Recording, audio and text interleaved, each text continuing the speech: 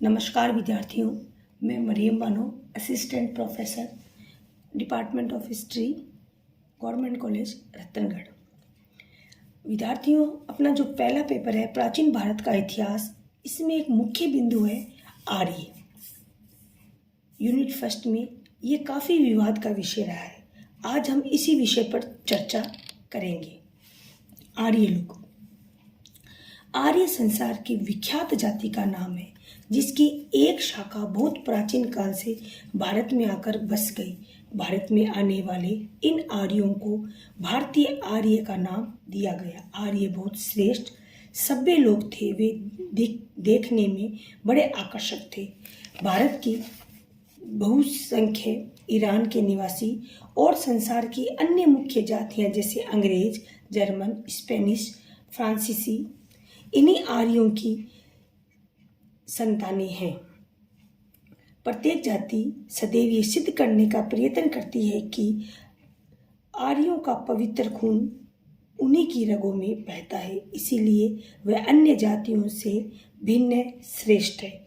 इस प्रकार संसार की प्रत्येक जाति यह सिद्ध करने का प्रयास करती है कि आर्य सबसे पहले इन्हीं के देश में रहते थे। इस प्रकार आर्यों के मूल निवास स्थान के विषय में इतिहासकारों में काफ़ी मतभेद है। विद्यार्थियों, अगला बिंदु है अपना आर्यों का भारत में आगमन। आर्य लोग भारत में कब आए? यह एक ऐसा प्रश्न है जिसका ठीक व उचित जवाब देना बड़ा कठिन है। इतिहासकार आर्यों के भारत आने और ऋग्वेद लिखे जाने पर सहमत नहीं है। साथ ही आपस में हजारों वर्षों का अंतर बताते हैं। महात्मा तिलक व जैकोबी के विचारों में आर्य लोग 6000 से 4000 ईसा पूर्व के मध्य भारत आए थे। इसी क्रम में दूसरी ओर मैक्स मूलर जैसे विद्वान भारत में आर्यों का आगमन 1200 ईसा पूर्व से 1000 ईसा पूर्व मानते हैं। अतः इस विषय में कोई मत निश्चित करना कठिन है। हम ऐसा अनुमान लगा सकते हैं कि आर्य लोग इन दो तिथियों के मध्य में ही भारत आए होंगे। इस प्रकार हम डॉक्टर मुखर्जी के विचारों से सहमत हो सकते हैं कि आर्य लोग लगभग 2500 ईसा पूर्व में भारत आए थे। आर्य लोग चाहे किसी भी देश किसी भी समय भारत आए हों, परंतु इतना अवश्य कहा जा सकता है कि ईरान के लोगों के साथ बहुत समय तक एक साथ इकट्ठे रहे थे, क्योंकि इन दोनों की धार्मिक पुस्तकें यानी कि आर्यों का ऋग्वेद और ईरानियों की धार्मिक पुस्तक जैद्य अवस्था में बहुत तालमेल है। भारत में भी वे एक साथ नहीं आए, परंतु छोटे छोटे गिरोह के रूप में अलग अलग समय में ये लोग भारत आए। इस प्रकार इनको भारत आने में सैकड़ों वर्ष लग गए। विद्यार्थियों, इसी में अगला अपना बिंदु है आर्यों का भारत में विस्तार।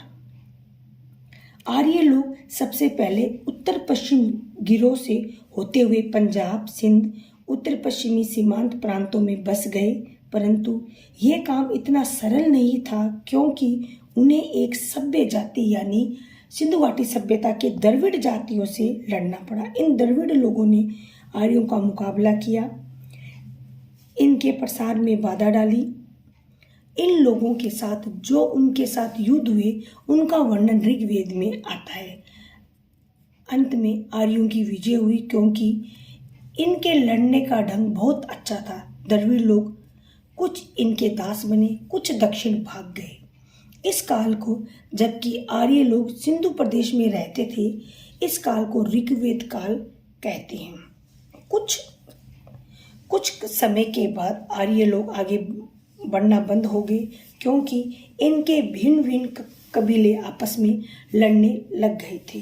ऋग्वेद में 10 राजाओं का युद्ध काफ़ी प्रसिद्ध है। समय बीतने के साथ साथ आर्यों की संख्या भी बढ़ गई। वे देश के अन्य भागों जैसे गंगा यमुना के मध्यवर्ती भागों जैसे अवध, बिहार, बरार आदि की ओर आगे बढ़े और इन पर अधिकार कर लिया। इन प्रदेशों को अपने अधिकार में लेने में आर्यों को कई हजार वर्ष यानी कि 2500 ईसा पूर्व से 700 ईसा पूर्व तक का समय निश्चित रूप से लगा होगा। उनका प्रभाव तब लगभग सारे उत्तरी भारत में और दक्षिण के कुछ भागों में फैल गया। इस सारे भाग को उन्होंने आर्यवर्त का नाम दिया। भारत के मूल निवासी अब पूर्ण रूप से उनके अधीन हो गए थे। यमुना व गंगा की ओर बढ़ने के समय को उत्तर वैदिक काल का नाम दिया गया। इसी समय आर्यों लोगों में आपस में कुरुक्षेत्र के मैदान में महाभारत नामक युद्ध हुआ, परंतु अब उन्हें किसी अन्य जाति का डर नहीं था, क्योंकि भारत पर उनका अधिकार पूर्ण स्थापित हो चुका था। इसी क्रम में आगे बढ़ते हुए हम चर्चा करेंगे आर्यों का मूल निवास स्थान, उसमें विभिन्न मत और सबसे विश्वसनीय सिद्धांत और उसके क्या कारण हैं, इसकी हम विस्तार से चर्चा करते हैं। आर्यों का मूल निवास स्थान। आर्यों का आगमन किस देश से यहाँ हुआ, ये कहना बहुत कठिन है। उनके मूल निवास स्थान के विषय में बहुत विवाद पाया जाता है और प्रतिदिन एक नया सिद्धांत हमारे सामने आता है। बहुत से इतिहासकार इस विषय में एक मत नहीं है। इस विषय में निम्नलिखित सिद्धांत प्रस्तुत किए जा सकते हैं, परंतु वे एक दूसरे से इतने भिन्न हैं कि हम किसी निर्णय पर नहीं पहुंच पाते हैं। इसमें प्रथम है सप्त सिंधु सिद्धांत। बहुत से भारतीय इतिहासकार, जिनमें अविनाश चंद्र दास, डॉक्टर संपूर्णा चंद का नाम प्रसिद्ध है, ये ऋग्वेद में वर्णित भौगोलिक परिस्थितियों के आधार पर सप्त सैंधव प्रदेश यानी आधुनिक पंजाब, सिंधु का प्रदेश को आर्यों का मूल निवास स्थान बताते हैं। उनके अनुसार ऋग्वेद में यह कहीं नहीं लिखा है कि आर्य बाहर से आए थे। ऋग्वेद में जिन पशुओं पौधों के नाम दिए गए हैं वे उन दिनों पंजाब में पाए जाते थे। इसीलिए इन इतिहासकारों के अनुसार आर्य कहीं बाहर से नहीं बल्कि भारत से ही अन्य देशों की तरफ गए थे। इसी क्रम में दूसरा बिंदु है आर्कटिक उत्तरी ध्रुव महाद्वीप। प्रसिद्ध भारतीय विद्वान बाल गंगाधर तिलक ऋग्वेद व जैद्यावस्था के कुछ प्राकृतिक दृश्यों जैसे लंबी संध्या, 6 मास के दिन रात का वर्णन इत्यादि के वर्णनों के आधार पर यह धारणा बताई गई है कि आर्य उत्तरी ध्रुव क्षेत्र में रहने वाले थे। पहले यह सिद्धांत बिल्कुल गलत माना जाता था, क्योंकि हम ये नहीं मान सकते कि हमारे पूर्वज इतने ठंडे भाग में यानी 9 माह बर्फ जमी रह सकते थे। परंतु आजकल प्रकृति का अध्ययन करने वालों ने इस बात को सिद्ध कर दिया है कि पहले संसार जब प्रारंभ हुआ तो उत्तरी ध्रुव प्रदेश इतना ठंडा नहीं था। उस समय वहाँ की जलवायु भारत के समान थी। ये सभी वर्णन तिलक ने अपनी पुस्तक the Arctic home of the Vedas में की है। वो स्पष्ट करते हैं कि आर्य उत्तरी ध्रुव से आए थे। इसी क्रम में विद्यार्थियों तीसरा बिंदु है तिब्बत देश के सिद्धांत। वेदों का अच्छी तरह अध्ययन करके कई इतिहासकारों ने इस सिद्धांत का प्रतिपादन किया है। इनका कहना है कि आर्यों निकटतम देश से ही भारत आए थे, जो संभवतः तिब्बत था। तिब्बत को आर्यों ने इसलिए छोड़ा क्योंकि उनकी जनसंख्या के आधार पर वह जगह उनके लिए छोटी थी, परंतु आजकल बहुत से इतिहासकार इस मत से सहमत नहीं है। इसी क्रम में अगला बिंदु है ऑस्ट्रिया व हंगरी का सिद्धांत। पी गिल्स व मैकडोनाल्ड इस विचार से सहमत हैं। वह कहते हैं कि सबसे पहले आर्य मध्य यूरोप के डैन्यूब नदी के किनारे रहा करते थे। इनका सिद्धांत भाषा पर आधारित है। इनका कहना है कि आयरलैंड से लेकर भारत तक जितनी भाषाएं बोली जाती हैं उन भाषाओं का संबंध कहीं ना कहीं आर्यों से है।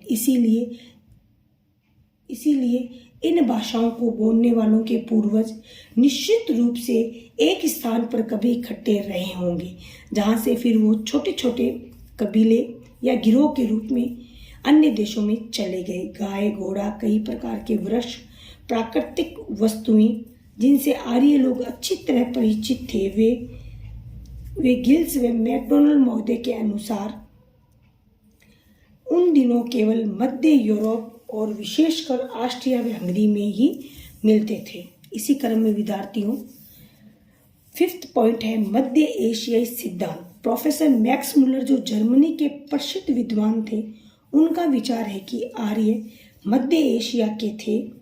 उन्होंने बहुत सी भाषाओं का अध्ययन किया, निष्कर्ष निकाला कि प्रतिदिन प्रयोग में आने वाले शब्द संसार की विभिन्न भाषाओं एक दूसरे से विशेष रूप से अलग नहीं है। उदाहरण के लिए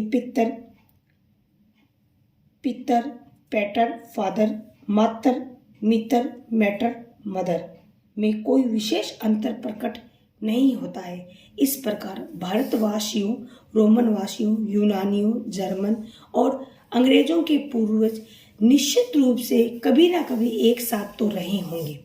मैक्स मुलर के विचार के अनुसार इन सब लोगों के पूर्वज अर्थात आर्य लोग प्रारंभ में मध्य एशिया में रहते थे और वहीं से भारत आए व अन्य देशों में फैल गए।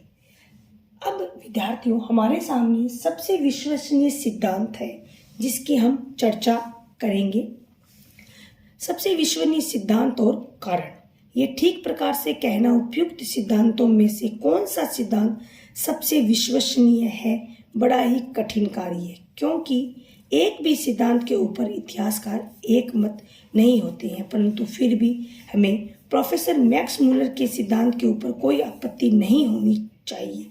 इस सिद्धांत को काफ़ी हद तक सही मान सकते हैं। इसके कई कारण हैं जो इस प्रकार हैं। बहुत से इतिहासकार प्रोफेसर मैक्स मुलर के सिद्धांत पर सहमति प्रकट कर चुके हैं।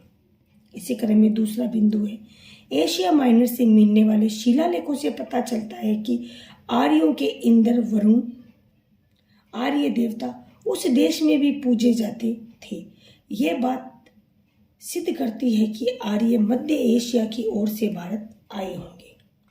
इसी में अगला बिंदु है, प्राचीन समय में मध्य एशिया का बड़ा उपजाऊ प्रदेश था। प्राचीन समय में मध्य एशिया बड़ा उपजाऊ प्रदेश था जो आर्यों की कृषि व पशुपालन के लिए बहुत ही उपयुक्त स्थल था।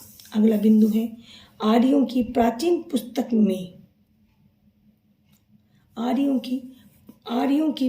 पुस्तक में जिन पशुओं व उपज की वस्तुओं का नाम आता है वे उस समय मध्य एशिया में पाई जाती थी। अंतिम कारण यह है कि मध्य एशिया ही एक ऐसा प्रदेश है जो यूरोप व भारत से लगभग बराबर दूरी पर है। इसलिए कुछ आर्य पूर्व में भारत में आ गए और कुछ आर्य पश्चिम होते हुए यूरोप की तरफ चले गए।